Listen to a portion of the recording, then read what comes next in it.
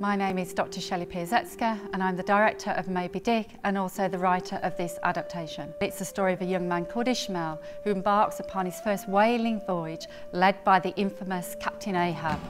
We'll rant and we'll roar on deck and below until we sight the New Bedford light, then straight down the channel to anchor we'll go. The story involves Captain Ahab's vengeance upon the mighty whale. He's obsessed with hunting down and wreaking vengeance on this whale that took his leg in a previous voyage. Pull, boys, pull! Pull, my children! Pull, my little ones! Pull, my fine hearts alive! The story is still really relevant. It's a universal story. It's a story about darkness. Ahab's obsession with the mighty whale leads him and his men to death ultimately.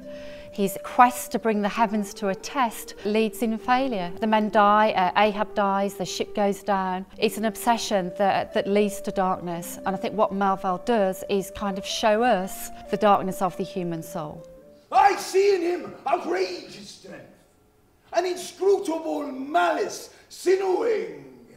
And it is that inscrutable thing chiefly that I hate, and I will wreak my hate upon him!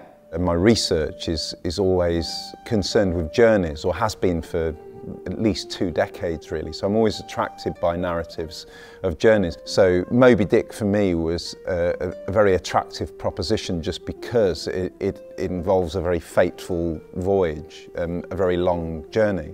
And Jonah gets down on his knees and prays from within the whale belly.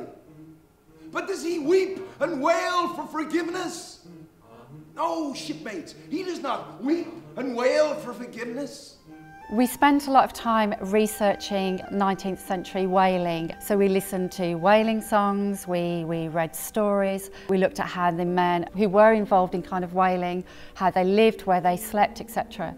And of course Herman Melville himself spent time as a whaler, and that kind of really underpinned the writing of the text. So when we adapted the play, we understood some of the references that Melville was making.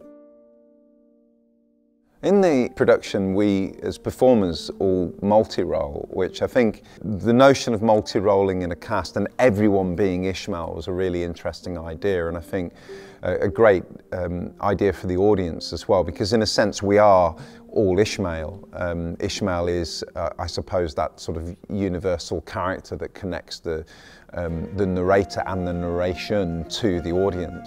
Ishmael becomes almost chorus-like for me.